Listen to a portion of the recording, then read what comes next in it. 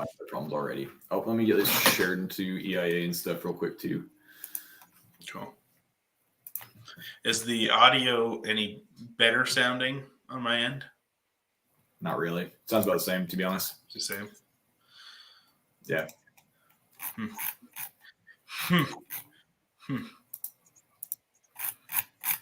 Why are we not anywhere?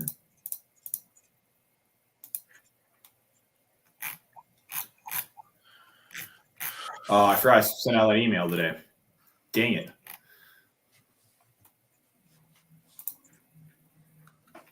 I can't even find our live stream. Oh, there we go. There you go. Get it. Just say I can pull it up. I got it. We're good.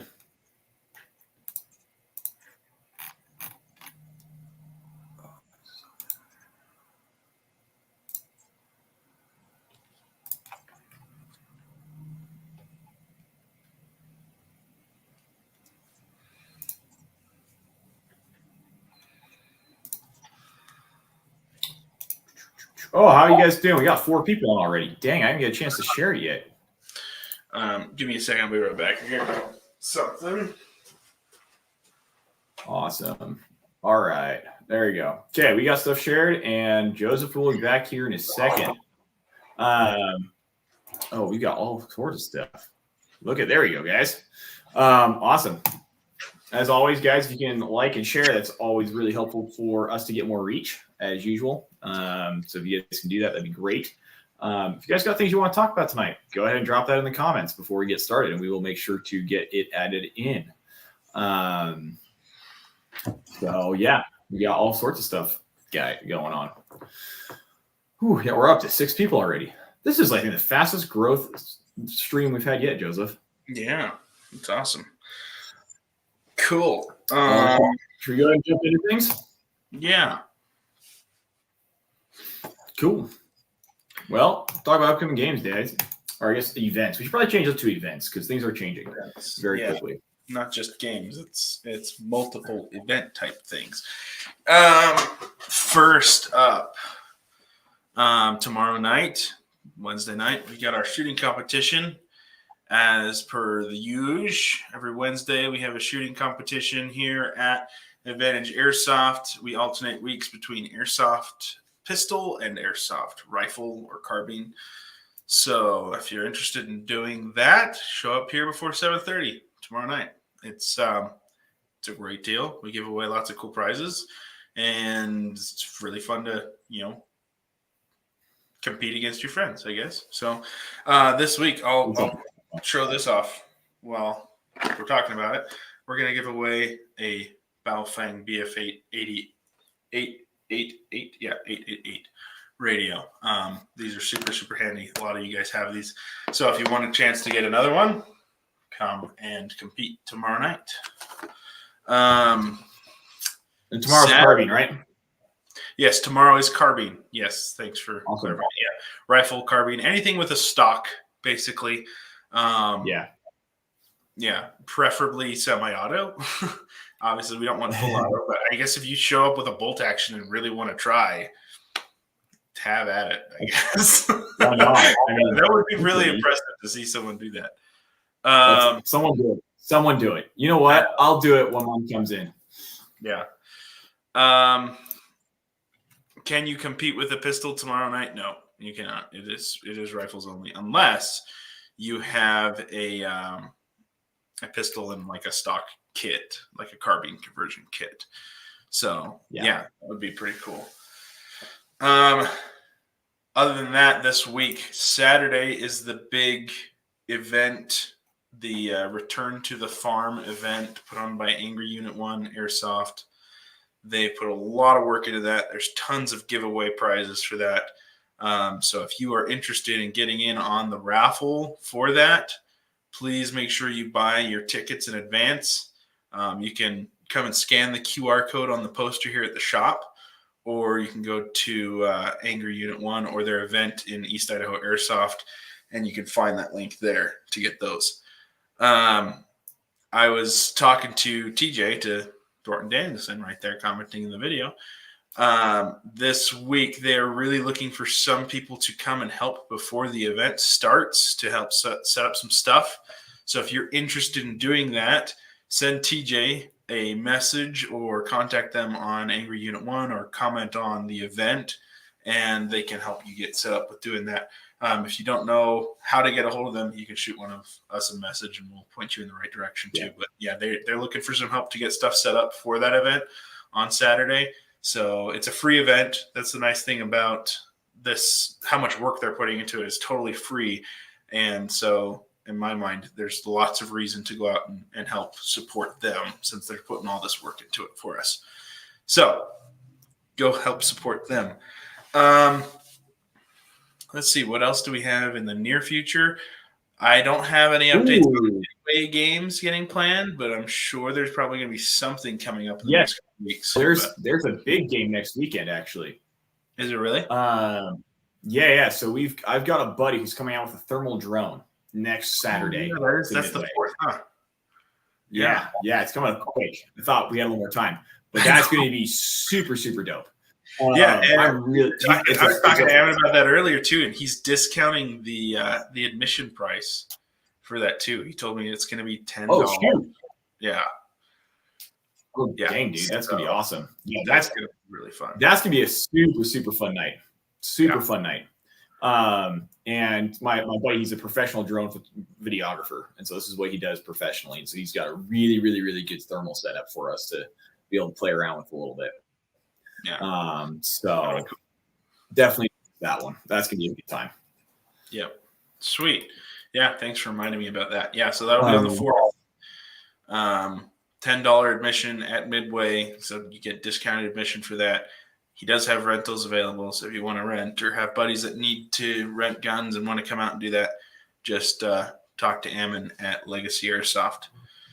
And then, of course, we'll have our pistol competition next Wednesday. So that'll be coming up. Prior to next Saturday, too, on the 2nd at 7:30 here, we have our first class ever being hosted here. It's a Stop the Bleed class. So we'll talk a little bit more about this here in a little bit. But it's a totally free class. It's Stop the Bleed isn't like stop people from bleeding. Learn how to save people's lives. And it's totally free for anybody that wants to come. All we ask is that you just go and click on the link. I think, have we shared that yet? I need to share that. So it's been an EIA. It's not under Advantage Airsoft. It's under Advantage Professional Training page. But you know what? I can probably post a comment with that link right now for people who are interested in registering for that. Great. It's going to be a really good class link for them. Yeah, let's share that link, and we just ask go to that link and just register so we know how many people to expect. That way, I can get chairs if we need chairs, get tables if we need tables, and that type of stuff. So that'll be a really fun class. One of my friends from the Central Fire Department here in Rigby, his name's Jared Giannini. He's going to be teaching that class, and super, super important life-saving skills. I think everybody should learn how to do it, but especially if you think about even just for airsofters, if you think about it, a game and somebody gets a major injury and then they're having traumatic blood loss, they need help. And having skills like this can definitely help. We've seen a fair amount of accidents at airsoft games, but as we move more toward the winter weather and stuff, we start doing stuff more inside, and we're going to have more and more classes under Advantage Professional Training specifically. We're going to have a lot more classes like this. So this is base knowledge to start with. I'd say this is a prerequisite to everything else. Almost. Really good class to take. Yeah. And so should we dive into Advantage Professional Training really quick and kind of talk about what's going on there? Sure. So as many as you guys, or I guess I don't know how many people know this.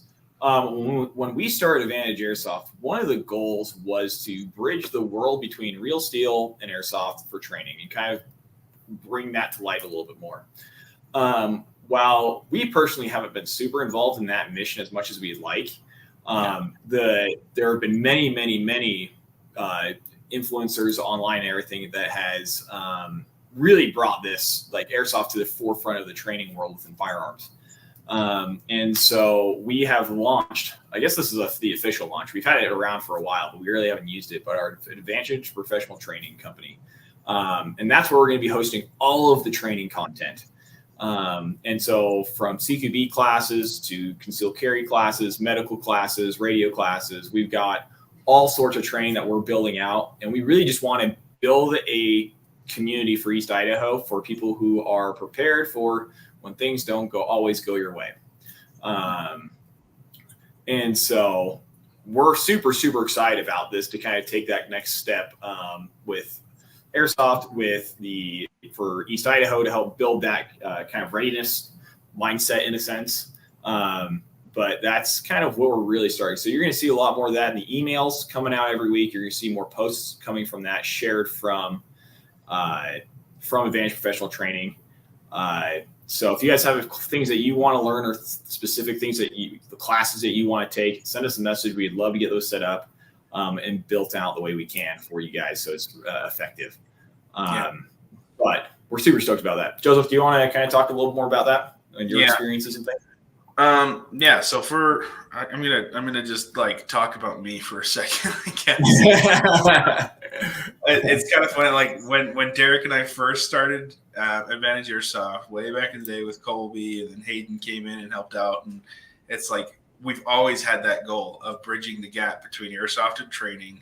And because, I mean, just like TJ just commented, it is training for a lot of people. A lot of people who play airsoft because they like and own real firearms, and they see the necessity to be able to use that firearm responsibly and use it well. But I think what a lot of people don't realize is there's so much more to carrying a gun and using a firearm than just having it and using it and running around in the woods with it, right? So my goal since we started Advantage Airsoft and Advantage Professional Training has been to gain as much knowledge throughout my career so that I could learn and share that. I love teaching. When I became a cop, that was one of the goals that I had, was to become an instructor in some capacity, preferably the cool guy firearm stuff, But success. But like I taught DARE to kids at the school. I taught a lot of other classes and subject at the schools, and I love doing that. I love teaching. People come into the shop all the time and they need help with stuff, and I love teaching people how to do stuff, just because it's something I enjoy doing. I grew up with knowledge being shared directly from me, from my dad, from my grandpa, and growing up doing all that. And I love having that type of relationship with people that they're learning from me. It's really fulfilling. So when I became a cop and started on that path of learning to teach and learning all the different subjects and becoming a certified instructor in a bunch of different subjects, eventually I landed on, after we had a really unfortunate and traumatic event in one of the schools I worked in, we had a need for more active shooter response instructors. And so I became an active shooter response instructor. I've been through several active shooter response classes.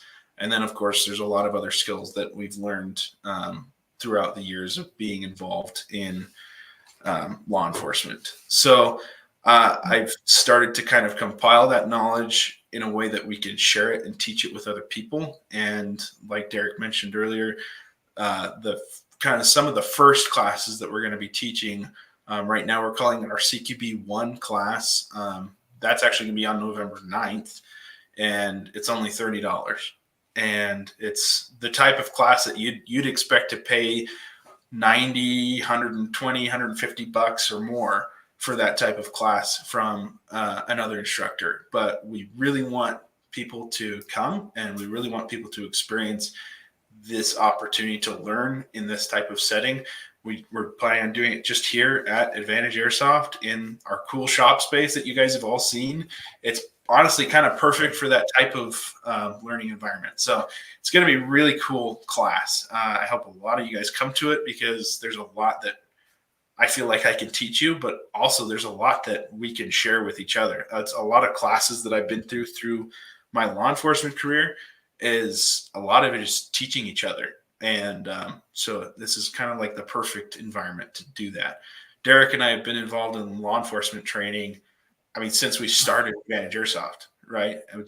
Yeah, I remember that first year, man. We were Yeah. so stoked when we got invited out. That was like one of the first things. It was probably within the first 3 or 4 months being open. We went out and helped do some active response training, like in one of the local departments. Yeah. But yeah, it's a good time. Yeah, so we have I'd say a decent amount of experience, obviously with my career, but also like Derek has helped teach and helped facilitate scenario training for years. I mean, we've done it every year, sometimes multiple times a year. This is since we started Advantage Airsoft in 2019. Well, I was down. So even when I was down in Utah I was down there for 2 years, and almost for a full year, I was doing role playing for the police departments down there. So we've got the amount of experience we have with running scenarios and training for law enforcement. It's a lot. As recently as like last week, I was helping conduct scenario training for new officers here in Rigby and Jefferson County.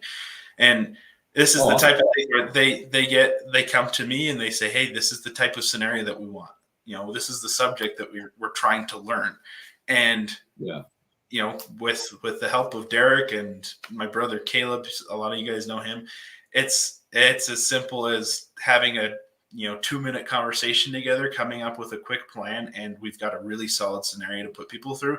And long term, that's really what we want to do with Advantage Professional Training, is have that type of scenario training available to people all the time, which is a huge valuable resource. I think that a lot of people don't realize that they. Well, I think the other thing.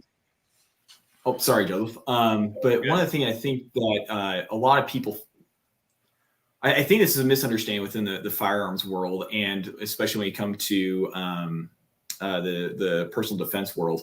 When you look at martial arts, sports, pretty much anything that you're trying to learn, how long does it take to become a black belt in karate, for example? Oh my gosh, years. A while. Yeah. A while, right? And you think like, but for some reason for firearms, a lot of people, we go to the range once, maybe twice a year, shoot a couple hundred rounds. We're like, I'm proficient. Like that doesn't work that way. It's just like anything else. And especially when you talk about something that is messy, as fast, and as high stakes as a personal defense situation where you do have to pull a firearm, there are so many decisions that have to be made so quickly that are so high stake. This is not something where you want to be in that situation for the first time when you haven't gone through it at all. And so these scenarios that we want to put people through is something where it's just like you want to think about it as a martial art or as a sport or something that you develop these skills, you develop these things over time.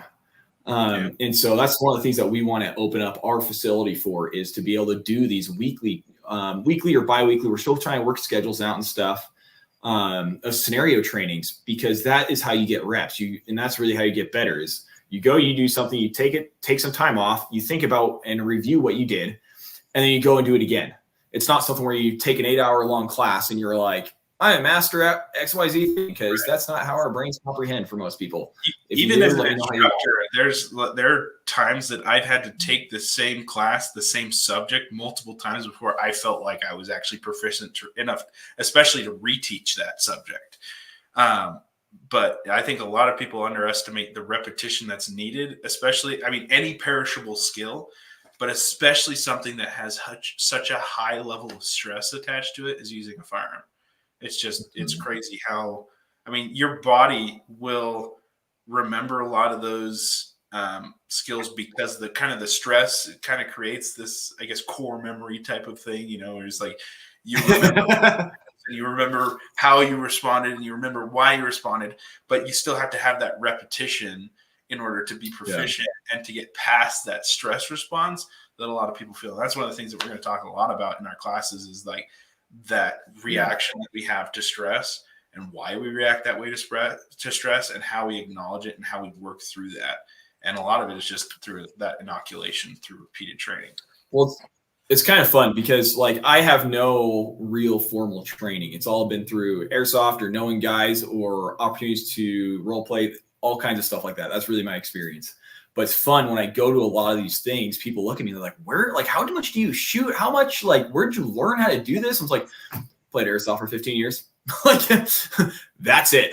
That's my street credit is I play airsoft and I'm playing it down a little bit, but for the most part, that's where it comes from. So it's just like airsoft actually does directly play into it, but like there's so much you gain from just being at the other end of a gun or a replica and having that opportunity to learn how to process that information in those stressful environments and things like that.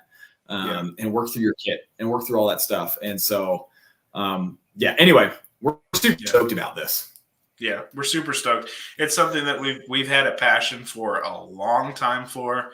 And I feel like everything that we've done so far has gotten us to this point, and everything's just kind of fallen together finally, where, like I'm here full time. I have time to work on this stuff. I have time to develop curriculums and to talk to you guys about the things that you want to learn and why, and work together to kind of create a plan to make this happen. A lot of stuff has really worked well. We've got a lot of collaborations with other companies coming up soon that we're going to be talking about, a lot more resources for you guys to learn and resources to gear and things that you really should have and need to have if you're serious about training and using these skills. And if you carry a firearm, especially, these are all of these classes and all this new gear and new skills and new classes. Everything is going to be focused toward those who, have a desire to protect themselves with a firearm. Now, I'm not going to say that it's not applicable to other people who, don't carry a firearm right now. If you're an airsofter and you want to come and like learn how to move around with your gear, but you don't like own an actual rifle, you can totally come to our CQB1 class and learn a bunch of stuff from everybody. Oh man. It's a great opportunity to learn just general skills, but also like very much of what we're teaching is going to be focused on those who, want to carry a firearm and helping them understand how to do that safely and be prepared. Well, one of the other things too, that I think is really applicable from airsoft for airsofters specifically, which I think is kind of the fun side of some of these classes, especially specifically talking about CQB1. One of the things that we're going to talk about is gear setup, and kind of the thought processes and the things that you want to think about and the things that you can get snagged on. Basically, how do you set your gear up to be functional for you? I know we were at the shooting competition last week, and like just kind of as an example, that I don't know if Joseph will specifically talk about this example, but even when we were prepping for this class, me and Joseph were talking about our different gear setups, because if you haven't noticed, my frame and Joseph's frame, you're on this side, is slightly different. And so the way we set up our gear is so different. And I had one guy walk out to me last week and he's like, why do you have that this way? I was like, I'm a small dude. I don't have anywhere else to put it, and it works. Like, it doesn't get snagged up. But it's like one of those things that Joseph's going to talk a lot about, the theory of how you set your gear up so it works with you and your current setup. Now, that's one of those things that it just takes reps and practice to figure out what works for you, because we all have different preferences. We all have different arm lengths, body shapes, all kinds of stuff, different plate carriers. And so we'll teach you the theory of things, probably give you some examples of things you can try out. And if you like it, keep it. If not, try something else. I don't know how many types of gear I've gone through over the years. So that's one of the fun things about airsoft is you can just constantly be improving because you get more reps than most people. Yeah, totally. Real quick, just a reminder, guys, if you can help us out by sharing our live stream, sharing our pages, liking our content, liking the live stream, making a comment, anything like that helps us get more reach and helps us, talk to more people about this stuff. It is a super important topic, especially the training stuff for me. So we really want to try to get as many people involved in this as possible. Plus, I'm a little biased because this is like my livelihood. So, I like the idea of being able to make money doing this because I love doing it. So help us out just with a like or a comment or a share would be awesome. I like some of the comments about suggestions that we've had for different classes. Sounds like there's a lot of talk about wanting to do like a home defense specific type of class, that would be really cool. Yeah, we totally could. Yeah, and then Miriam commented doing something that was more focused on safety for parents, maybe even incorporated into like that home defense type of class, but doing it, specific firearm safety, and maybe even how to store firearms safely and how to incorporate them into your home in a safe way. I think that would be really important. So definitely good I'm going to options. make notes of that right now because those are really good ideas. Yeah. One of the things that's just kind of going off of your last comment right before we break right there, you'll probably hear me say this all the time in our classes, but I never say never and I never say always. My theory on gear and guns and even like practice, like what you actually do, is do you have a reason behind it? I think about this all the time. I had a theater teacher in high school, and she used to hound us on this. If we were like in the cast and we're just moving around the stage, like we're just like in the ensemble or whatever, we would try to make our actions and our movements look natural on stage, right? And I would catch myself just kind of wandering around the stage, la-di-dying like an idiot. And she'd go, "Joseph, what are you doing?" I go, I don't know. I'm trying to look natural. She's like, think about why you're moving there. Why are you moving to that spot? You have to have a reason, right? And so that kind of became something that stuck with me throughout high school and after. Is like, I have to have a reason for what I'm doing, right? And so with your gear and your guns and your movements and everything in a tactical setting, if there's a reason for it, then let's talk about what that reason is. I'm not going to say you're wrong. I'm not going to say it should always be done that way. But if you have a reason for doing that, then that's a justified reasoning for why you're doing it, right? So let's talk about that. And I like seeing that progression with people. We definitely saw it in ourselves while we were growing. It's like we get this new piece of gear, like, oh, this is so cool, like this is so neat, and we've jumped back and forth between different things, even just like the back panels versus backpacks theory, right? Hey, man. Hey. I know. Okay, I've got a lot of back panels. I get it. Over the years, I've developed the mindset that I don't like back panels, and part of that is, again, going back to the size difference between the two of us. Derek can run a back panel and make it really useful.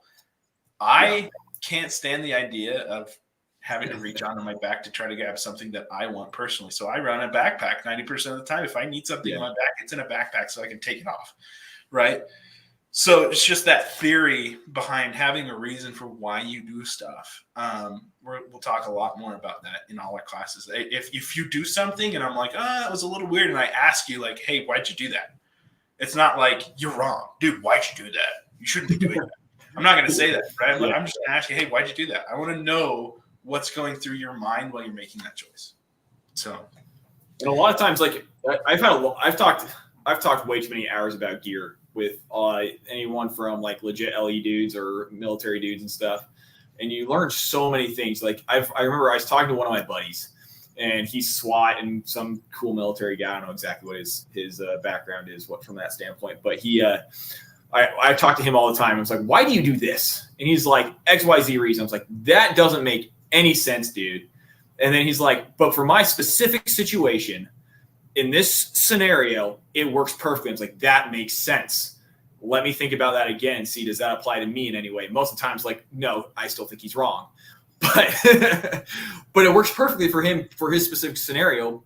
But he's also in a much different role than I am. And so there are so many times that like you'll look at something and you're like, dude, that's weird. I know I've got some weird stuff on my kit, but it works so well because I've like refined it over the last 10, 15 years. That's a lot of time, dude.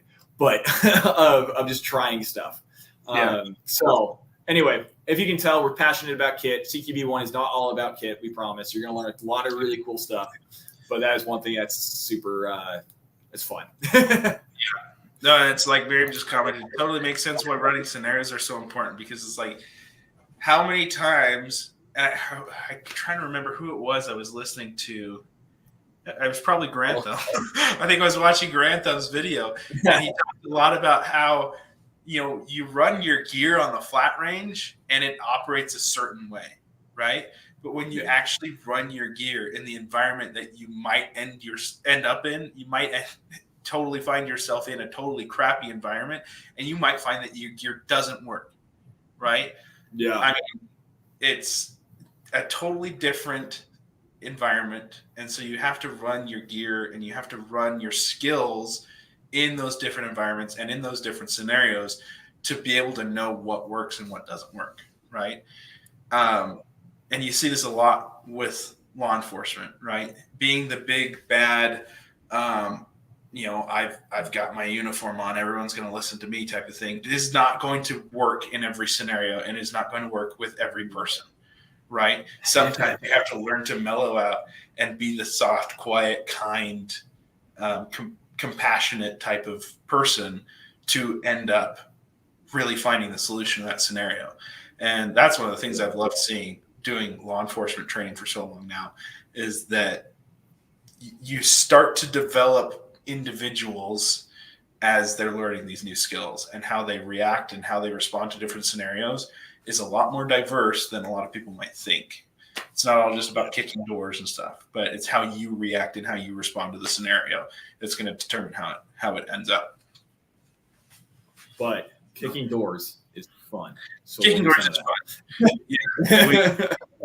We're going to have to find some doors at some point to put up here and kick, I guess. But that would be fun. While that's not a super realistic scenario that we'll ever do, it's a fun one that we'll probably do from time to time because it's fun. Why not? And in airsoft, it's actually applicable. I've definitely kicked a handful of doors airsofting over the years, so it's very applicable there. Is there anything else we want to talk about training wise, or anything with Advantage Professional Training that's coming up? Or Blake there? said, "Who's Blake Arnold?"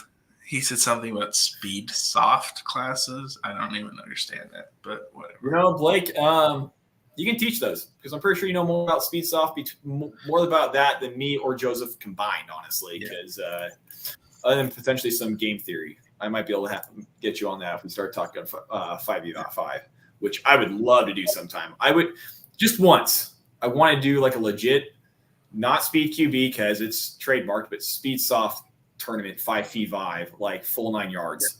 I just think that'd be so fun. Anyway, there's your speed soft moment. We're like, well, we can move on now. Okay, like, share, comment, subscribe. If you're on YouTube, that'd be awesome. Yes, we do stream to YouTube, Twitter, X, and Facebook. So make sure you watch us on your preferred platform and share us accordingly. Let's recap events real quick before we move on too. Let's do that. We've got our carbine competition tomorrow. Winner is going to take home a brand new radio, which, by the way, we are going to be having radio classes at some point. That's something that we've been talking about and we're working on a lot. We want to teach you guys how to use these appropriately and effectively, and probably legally as well. But exactly. So come to the carbine competition tomorrow. You have a chance to win a nice radio there.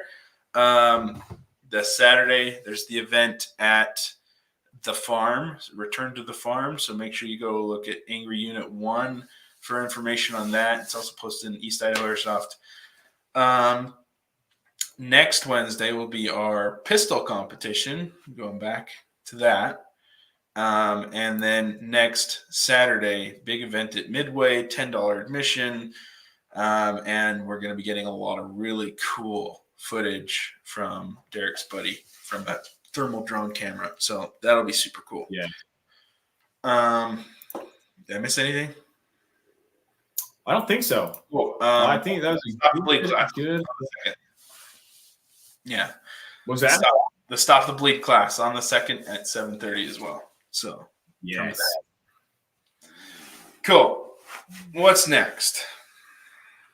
I think we got industry news. You guys, we got a lot of products that dropped this last week or two. Yeah. I'm pulling up right now so we can show them on the stream. So give me all of 2 seconds. Yeah. But like we got some cool stuff coming out here. Some of it's on the market. I think all of it's on the market already. Yeah, some of it I know is on pre-order, but most of it is Correct. yeah, it's open, it's All out. It's right. Where is there? I am of legal age, luckily enough. Oh, there we go. That's what I need to do. There we go. You barely. Okay. I don't know what you're talking about. I can't believe you're 18, Derek. Right. Okay, so I don't think I'm going to be able to pull all these products up because things are slow. Actually, I can't pull up anything right now. We're going to see. Oh, there we go. We got something. We got something. Yes. Here we go. This is the first one we're doing. Give me 2 seconds to pull this guy up. We're going to do this. And nope, I want to do tab. This one. Yep, that's what we want. Can you see that? Wow. So this guy. Yeah, so not a new gun. We've seen this before, but the cool thing about this is it's gas blowback, and we haven't seen a gas blowback Chris Vector in a long time. Yeah, it's actually been like 10 years, believe it or not. Oh yes. So the little bit of history on this one, KWA. So before Crytek was Crytek, so Crytek. Let's even go back.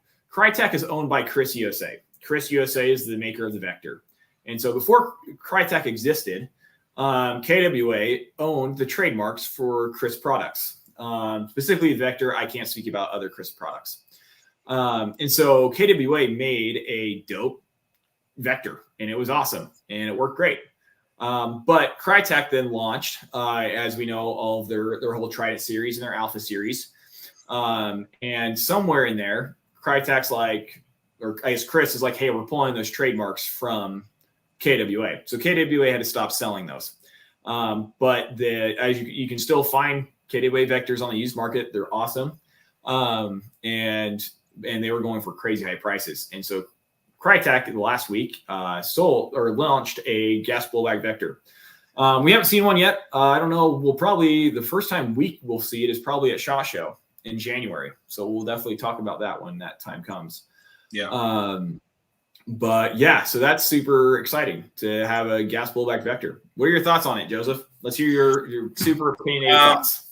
Well, I think like industry brain, tech brain here. My first thoughts are I will almost guarantee, I would bet that it is very similar, if not the same, as the KWA. It is not. No, it is not. It is. Okay. It is definitely. That was my first thought was like, I wonder if this is a recycled KWA product because maybe I had the exact same thought. You know, they lost their patents or whatever it is that's keeping Chris from producing it, basically. So I had the exact same thought. I had the exact same thought, but no, I saw there is a comment from a Crytek employee saying that they are obviously similar. It's the same. There's only so much you can do with it, right? It's the same body. But no, it is a different system. I don't believe they are compatible at all. But okay, that's very limited. That could change in the future. So I don't know. I'm super stoked to see that come out. Yeah, and it's like that difference is not necessarily. It isn't saying that it's going to be better or worse. I mean, the KWA Vectors were pretty darn good. KWA is really, really good at making gas blowback stuff that is really hyper efficient. And super precise. And so I'm interested to see how it performs against a KWA Vector. But yeah, so that was the big thing that I was thinking about. Just like how similar are they internally speaking and system wise? So it's nice to they engineered it, themselves, maybe hopefully making a lot of changes off of what they learned from KWA. So that's cool. Exactly. Let's see here. Well, the link I pulled up is not the right one for the other one. And I'm seeing if I could find a link to the other one really quick. I know they have it on eVike, if you're talking about the KWA. Yes. I'll pull that up. They've got it on the newer Rivals page there. My goal is to not show numbers. Yeah. So that's why I was trying to avoid because it's a live stream. So that's what I'm trying to mess around with. You know what? Let's do you have your tubes, your magnetic connector? You want to talk about XFOG real quick? Let me grab those real quick. Okay, we'll have a quick intermission, guys. Go update your snacks or run to the bathroom because I'm sure that you guys all pop popcorn for these things every week. If not, you totally should because I think it's fun. So we are working on pulling some of this up. Give me 2 seconds, guys. All right. There we go. What do you got there, Joseph? Okay, so I ordered these from XFOG. This is a cool innovation that we haven't seen yet in Airsoft. Well, I guess we have seen from another company who shall not be named. So these are something that Derek and I saw a need for several years ago and started talking about this idea.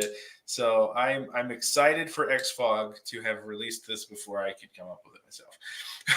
Yeah, but I agree with that. The cool thing about this is, so this is a magnetic connector for their XFOG tubes for their defog system.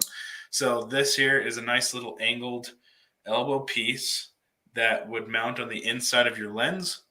And then it's got these spacers and just kind of slips together. I thought it threaded on when I first saw it. It's kind of nice how simple it is. It just pushes together, super simply pushes together like that. It would mount on the inside of your lenses. This piece would stick up out of the top of your goggles or out of the side of your goggles, wherever you mount it. And then this piece would connect to your tube and just connect like that. So as you put your helmet or your goggles on, the magnets just kind of find each other and they can really quickly self-attach pretty easily. So that's super neat. I don't know. I had to order some myself because I really like the idea and I'm excited about it. So we'll try it out with my current XFOG unit. But then in other XFOG news, there's some other new products.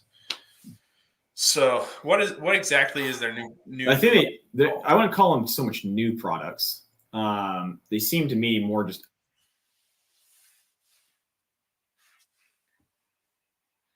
Uh-oh. May have lost Derek. He his computer's running kind of slow, so it may have lost it. So XFOG released a product, basically an update to their current system. I think they learned a lot about what some of the customers liked about some of the other defog units on the market. And they made some changes and some updates to some of their programming. And that being primarily that they have kind of like a turbo mode similar to the Norbert unit that can basically really rapidly push air into the goggles to defog your lenses. Derek, you're back. I am back. My phone was having issues with Wi-Fi, so I had to go step out to fix things. Yeah, I figured. So anyway, I was just talking about the XFOG update.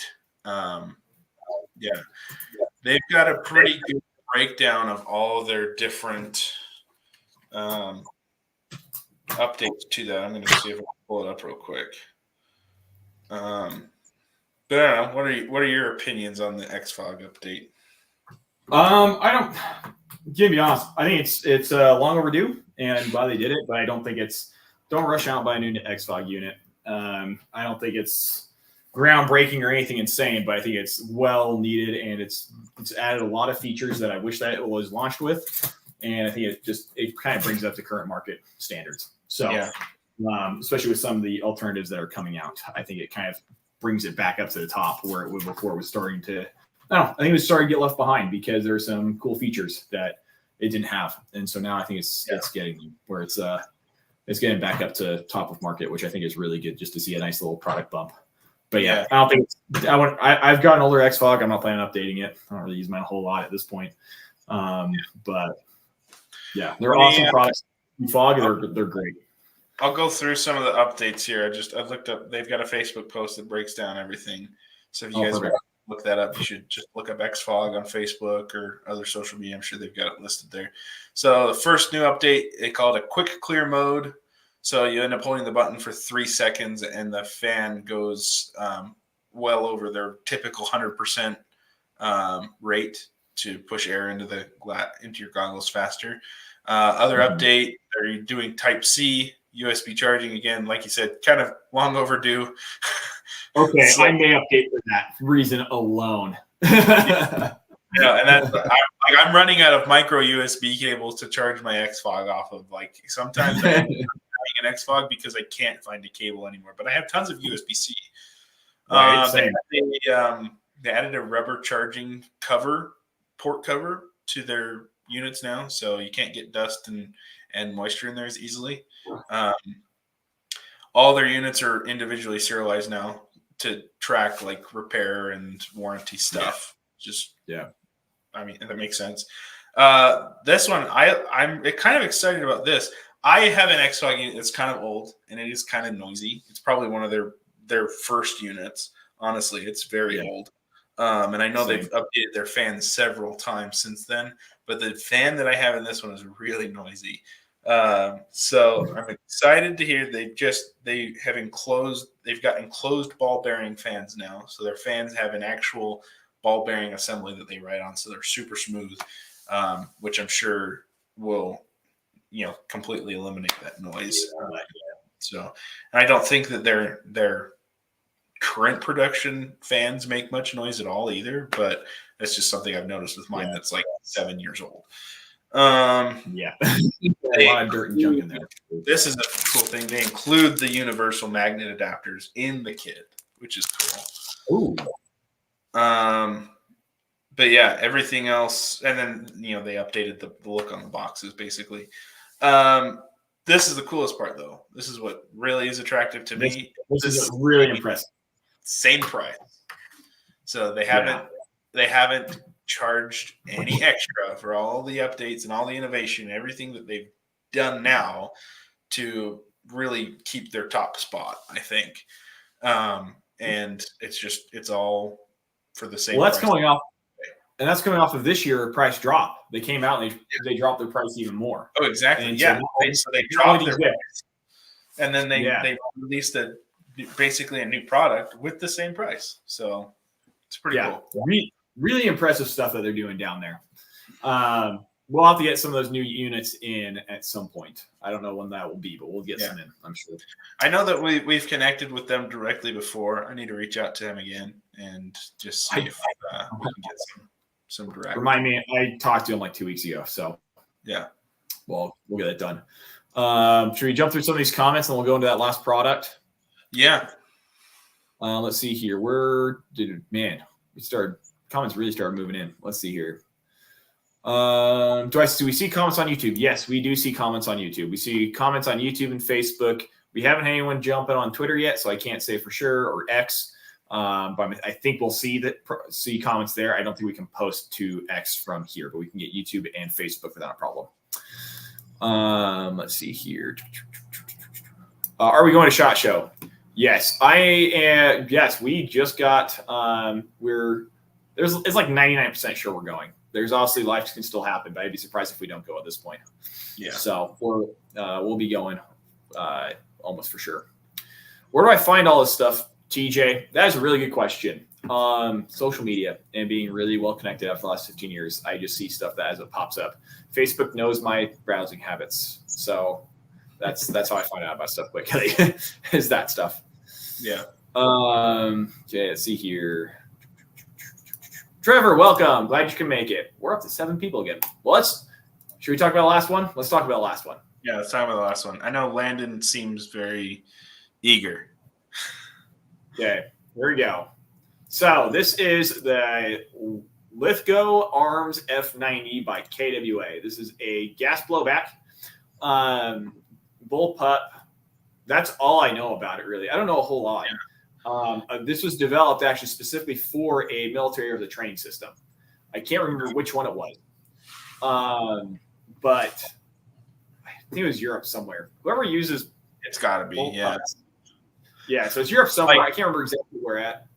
I know, like Austria.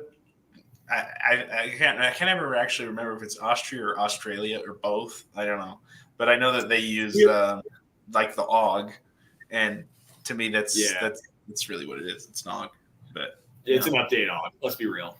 Yeah. These things, I don't know. I think they're pretty cool. I think it's another cool option to have on the market. I don't think we'll see many of them. Price wise, I don't think they're disgusting. I don't think they're super affordable. I don't think they're very bad either.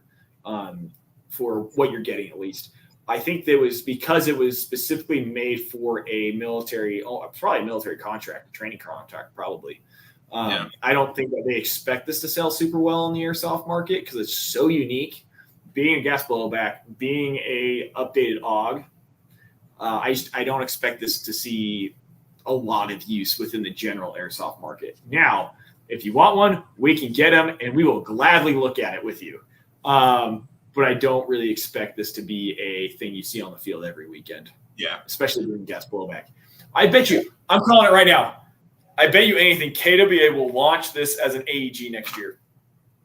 Yeah, probably. I wouldn't be surprised, especially if it's popular enough that there is a lot of airsofters interested in it. I think it would. I could totally see this being a semi-popular bullpup in an AEG form factor. Being gas blowback, I don't see it selling much.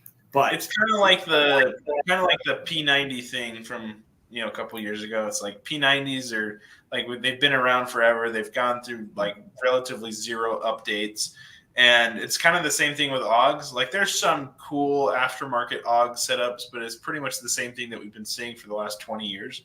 And so this kind of like it's a slight revision, update, cool new version of a similar. Here's a question: does this have the progressive trigger like the AUGs do? Where you get half is semi and a full pull is auto. I don't know if that's how these work. I think that would probably be the case because as far as I can tell from the photos, it only has the one selector, which is just a safety. That's kind of my guess too. So I'm interested to see if it's a full the progressive trigger, and I'm assuming it is. Yeah, that'd be cool. Well, that would be interesting to shoot as a gas blowback. Like, do I think it's realistically practical for airsoft? No, but it would be really fun to shoot. I would say I think it's as practical as a gas blowback rifle can be. Yeah. It's just probably just effective and just as practical as any other gas blowback rifle, other than maybe cost after magazines and everything. Because I don't think there's any other gas blowback AUGs that I'm aware of. But I think you're right. I don't think the magazines can be pretty expensive. But like we talked about earlier, KWA's gas systems are really, really effective. They're really efficient. So. Only downside is you can't find them anywhere because they're out of stock everywhere. So hopefully one day those will be available again because that'd be pretty awesome to get KWA gas rifles in one day. But sweet. Any other updates from this week? I didn't catch anything, but those are the three that I've seen. I didn't see anything else. Yeah, I can't think of anything else. I will. Joseph, we should do a YouTube video one time on some of our new builds that we're doing over time. Yeah, we should. Because we can't showcase stuff on here, but like, or even maybe just quick Instagram videos because we are building some cool stuff. At least I think they're pretty cool stuff for this next year. I had, even though I didn't get to go to 1861, I did have the guys from EIA and take that red line build out with them, and Jagger ended up using it pretty much. So I worked on a PP19 Bizon for him to send out with him because that's his rifle. It's kind of one of his primaries, and so I was anticipating him using that most of the time and then maybe trying out my rifle. Apparently, he shot my rifle and pretty much used it exclusively the whole time they were there. I completely believe that.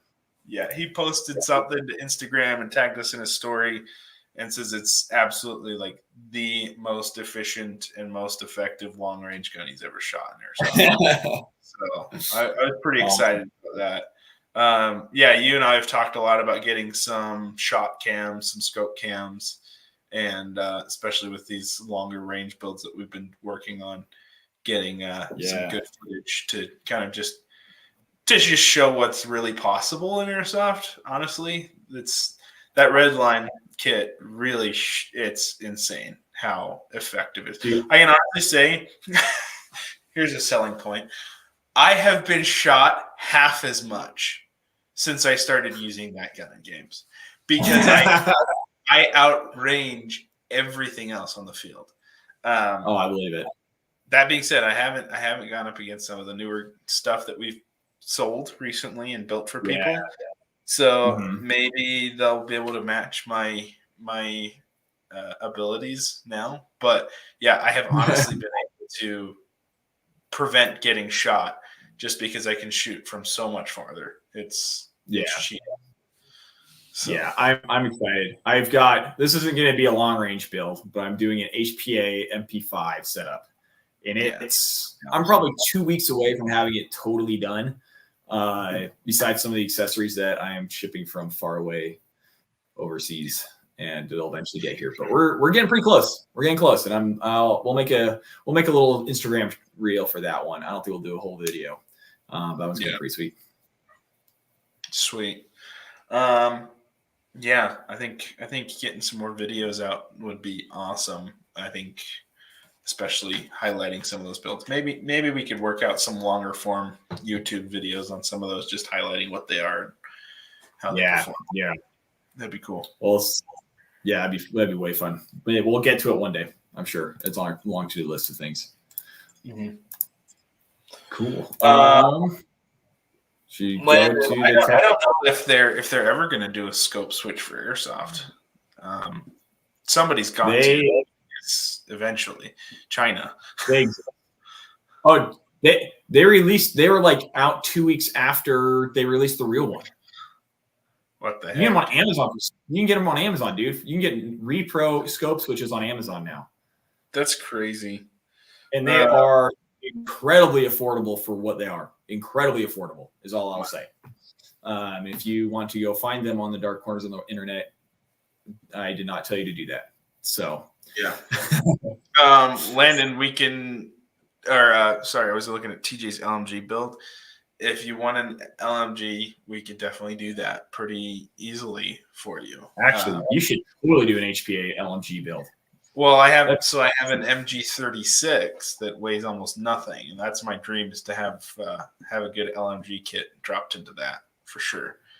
What we should do is do that with a double tank setup. Yeah, in a mini mag from GMR. That's like the slickest setup possible. Yeah, that'd be a lot of fun.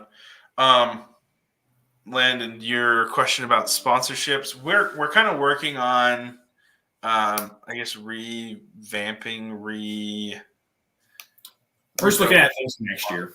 Stuff. Yeah, we're just working on things for next year. Yeah, we typically post close to the beginning of the year, between January and March is typically when we open that up. So just watch for applications to go out. We'll post them up and people will fill them out. And we'll go through our whole interview process that we do for that. But yeah, we will keep working on that. And I don't know if we've even decided if we'll do sponsorships for next year yet. So we're in discussions if it's worth putting our time, effort, and money into that program in the future. Yeah. So what we want is if we do it again next year, we definitely want it to be as worth it as possible for everybody. Yes. But yeah, there's a lot of expectations, I think, with sponsorships that we need to kind of clarify with people going forward. But yeah, It's a whole thing. Because the point of it is, I look at the sponsorships thing is, yeah, we want to help people develop themselves and to grow, but also like it's not free, so we've got to get some marketing out of it too. So well, I mean, I think about, well, thinking back to, man, when I was sponsored by ICS. It was the year that we opened, I think, actually. Yeah. And it's sponsorship is a lot of work to do sponsorships correctly, and keep companies happy. It's a lot of work. So we need to figure out how do we quantify that, how we track all of that, how do we make it worth it for you guys as well for us and all that stuff. So that's definitely something that we want to make it a better program than what it's been in the past. And I think even the guys who we've worked with in the past would say the same thing, is they'd like it to be better. So a lot of thoughts that are coming for future stuff. TJ, send us a message about LMG pricing. We can't talk pricing on lives or on Facebook directly. So yeah. Well, sweet. You guys got any other questions? Oh, wait, we got one more thing to go through. What am I talking about? Oh, we did that. We didn't update that, but we did that. Yeah, we did that. All right, Joseph, what is your tip? What's the thing for this week? Tech tip. There we go. So I wasn't sure what to talk about. So I was actually talking to Blake as he was leaving. He's like, you should just talk about buckings. Why are buckings important? We've kind of talked about buckings a little bit in the past. About the difference between wide mouth buckings and narrow mouth buckings and why they're important and everything. But I want to talk about the difference between R hops and flat hops, because I'll be talking about flat hop buckings or flat hop nubs and stuff in the shop, and people are like, what the heck is that? So for those of you who don't know, a bucking is the part in your airsoft gun that spins the BB backwards to provide lift to get your BB to go out as far as possible, right? And obviously there's so many different BB weights. We typically in airsoft, we see, in the typical hobby airsoft, everything from 0.2 grams up to even 0.5. But 4.6 is like one of the higher weights that you're ever going to see. And for those who don't know, that much weight difference on a 6 millimeter sphere is a lot. That is a huge amount of mass that in change there. So to enable people to spin those BBs up all the way up into those high weights, there's been a lot of modifications done to buckings and barrels and hop ups over the years. I'd say the industry standard right now, as far as hop ups go, is kind of moved to a rotary style hop up that gives even constant pressure on your BB. The advantage to that is there's very little movement on your hop up bucking as the BBs go through it, which means that you don't get very much variance shot to shot. Several years, it was back when I was in high school when a guy named Hunter Seeker, Hunter Seeker 5? Is that what he was called? HS5. Yeah, back in the forums days and the early Facebook and YouTube's days, he developed what's called an R-hop patch, where basically rather than using a typical bucking and a nub on a bucking to provide the backspin on the BB, he filled the patch window on the barrel. In fact, I've got one right here.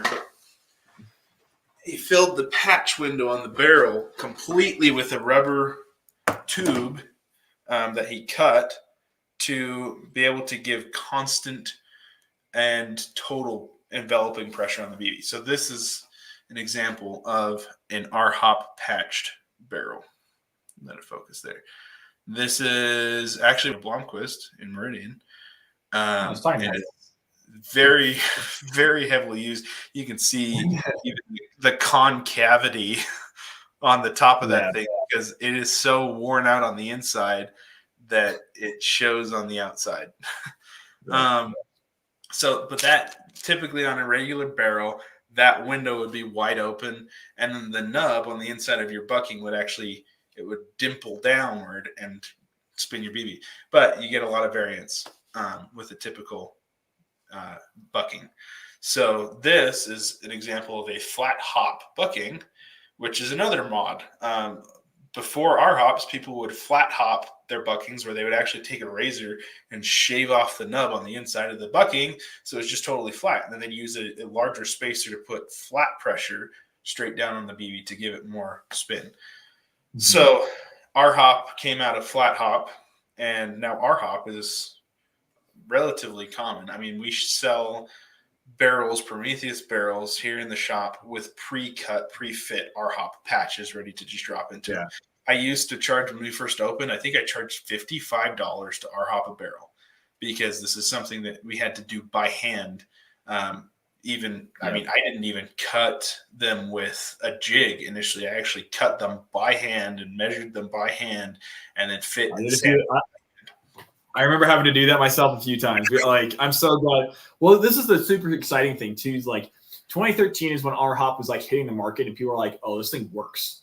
Yeah. And our hop is still very common, but the buckings we are getting now are so good. You're probably getting like 80 to 90% of the performance of what an R hop can do. And so most of the time, I don't even R hop my stuff anymore. I just that last 10%, or even, I mean, sometimes even 5%, like it's pretty minimal if you get like a maple leaf bucking or some of the Mad Bull buckings. If you get a good bucking, you're going to get plenty of range, plenty of distance, plenty of accuracy that you're not going to see a huge advantage of jumping into an R hop. But if you're really trying to push the limits in every way, then an R hop is one of those necessary evils that you're going to have to play around with. Well, and that was one of those things that that Hunter Seeker 5 did back in the day, is to really push the limits. He would actually take this window and he would lengthen the window, almost double the ER hops. To get a longer backspin, basically allow more time for that BB. I'll say this though, with the current R hop patches that are available, they're a lot more durable. They last a lot longer. They're easier to install. They're so cheap. I think an R hop patch, like total installation would run you, with a brand new barrel, you're under $60-$70 typically. So it's like nowadays, for that premium upgrade back in the day that would have cost you like $120, you could have for half the price. And you're going to get similar performance with buckings. But I mean, this is kind of my where things have moved in the market nowadays. It's so cheap to do an R hop, but at the same time, it's so cheap to replace just a bucking, get like a good maple leaf or something. Yeah. I mean, you're literally, it's half the price to do a maple leaf, right? Mm-hmm. And so you just get a good maple leaf. What I've seen and what I've noticed with the maple leaves is, they're easy, they're consistent, they're cheap, but they do not last as long as a good R hop patch. This barrel in particular, I probably have. This barrel's been in 6 different guns. Probably have. I mean, gosh, like being bold, I would probably say like 500,000 rounds, probably through this barrel. Yeah, that's a lot. That's a lot. 6 different guns over 8 years. So no, I think no, you got that right after we opened. The day in Blockbuster, I remember you got it right after we opened. Actually, you're right. It was right after we opened. That's when I got this. I remember it. So it's only been 4 years. Because I used to cut the patches, and I got to the point where I was just like, I hate this. I'm having somebody else do it. So I ordered this from. So 4 years. So probably not quite. I would say probably easily close 200,000 rounds. Probably for this barrel. And it does show the barrel is pretty darn worn on the top edge. That's why it's no longer in a gun, because I finally had to retire it. But like I said, the R hops do last a lot longer. But they are, there's just a little price difference there. So just something to consider. there's a lot of people come in and they look at our parts wheel and they're like, holy cow, like that's so many different types of buckings. Like the reason we have so many different types of buckings is because so many different hop ups need different types of buckings, need different, depending on what hop up you're using and the gearbox and nozzle length you have, you're going to need a totally different bucking than the next person over.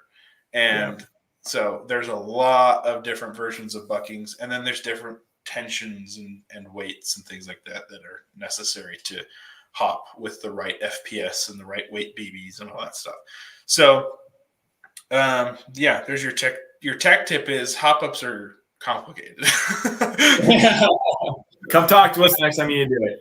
Yeah, come talk to us because we will get you set up with the hop up that you need for your gun specifically.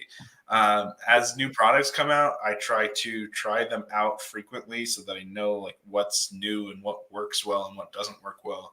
I'll say the new MR hops work really well. Maple Leaf released an MR hop, which basically is an R hop, but it's all just on the bucking. It's all one piece, just drops in. It's not compatible with every barrel. It's compatible with most barrels, I've noticed. So if you have like a stock barrel and don't want to pay a bunch of money for a brand new barrel that a patch fits into, you can get an $8 bucking that basically does the same thing with a few other little quirks. So definitely lots of options for people. So TJ asks, what kind of bucking would be good in my SEMA Platinum? That's a great question. The Maple Leafs work well in the SEMA Platinums. I'll say the SEMA Platinum buckings are awesome. Like they work. I'm still running. I had to switch my barrel out. I got really bad QC barrel on my SEMA Platinum, but I still have a stock bucking. I just left it alone. And I've used it in 1 or 2 AMS events now. This one over here, stock SEMA Platinum, stock barrel. I did put a different nozzle in it, but what I've noticed with the SEMA Platinums is what they need is a different spacer. They need a thicker spacer, a harder spacer to be able to hop anything over 2/8 effectively. But I run 3.2s, not even maxed down on that one. I might be we might have swapped yours at some point though, because you know what? You may have. Yeah, that's been the biggest complaint that we've had with the SEMA Platinums is that they don't hop heavy BBs well, but it's just the tensioner. It's just the spacer and the bucking. Above the bucking. Once we change those out, they work super, super well. So, make sure we get the right thing. But other than that, TJ, the Maple Leafs are really good. If you want to do an R-hop kit in your SEMA, it's super easy to do. And they're great hop-ups for it too. James Biggs, he came into the store for the first time today. He says it was so awesome. Can't wait to come and play on Saturday. I'm glad you're coming on Saturday. It's going to be an awesome game. Thank you for coming to the store. I wasn't here when you came in, but Blake told me that you were awesome to deal with, and he's glad he could help you out. So thanks for coming to support us. I don't know what else. Any other questions before we leave? TJ, I'm just grateful that you see the light of not running APS anymore. Thank you for not doing that. And to clarify, APS is a brand, not an acronym. I don't know what it stands for, but it is a brand of airsoft replicas and not an acronym. Yeah. But they're trash, so don't buy them. Yeah. They look good, though. They do look really good. They look good enough that we got a whole APS parts gearbox kit for Trevor's Kythera build. So it's pretty cool. But we HPA'd it. HPA'd it. We took all the bits in it and we threw it away. Actually, we bought it without anything in it, so we didn't have to worry about it. Yeah. Oh man, yes. Bring your SEMA in, and we can totally do a couple simple, cheap mods to get your performance even better. Really max that thing out pretty easily. That's the one thing I noticed with the SEMAs is like the motors have gone downhill a little bit over the last couple of years. Really? Okay. And so if you're kind of their trigger response is not quite as instantaneous as it used to be. Still great rate of fire. They're great high rate of fire motors, but they don't have the bearings and they don't have the consistency on their windings, I think, that they used to have. So Yeah, I've seen some performance decrease a lot over the last couple of years dealing with SEMAs, but they're still great out of the box. They're fantastic. But I would say, like, you know, an inexpensive motor is probably going to be a really good upgrade for a SEMA Platinum nowadays. That like SH high torque, or is there something else that you recommend? I'm not sure. I haven't kept up on motors. We do a lot of the what is the name? The brand, the gray ones. The ZCI. We do a lot of the ZCI high torques. Those are really inexpensive, and the Solink high torques have been super nice since we started carrying those. So really awesome. Yeah. Don't do a brushless. Don't do a brushless. Brushless is nice, but if you throw brushless into your SEMA or your VFC or whatever, even though it is a premium line gun, it will destroy your gears and your bearings. So don't do it. What if you do that, but with the 7.4? I would say it's probably going to be similar, just because of it's a torque issue. Gotcha. The brushless motors have so much torque. It may not be as bad, but I still wouldn't advise it. But yeah, that's a good thought, though, if you want to run a lower voltage and not put so much stress on everything. Yeah. Be a little more efficient. Yeah. Cool. I don't know. I think that's what we got, guys. TJ, thanks for putting so much work into the event this Saturday. We're excited to be there. We're excited to see you guys run that. It's going to be a lot of fun. So, good stuff. Awesome. Well, if you guys don't have anything else for us tonight, I think that's our whole show. Yeah, that's it. Yeah. Yay, clap. Whatever. All right. Make sure to tune in next Tuesday. We'll be back again 7:15. If there's anything that you guys want to hear us talk about, send us a message, leave us in a comment, whatever on this video. That'd be great. And we will see you guys next week. Awesome, guys. Good stuff. We'll talk to you later.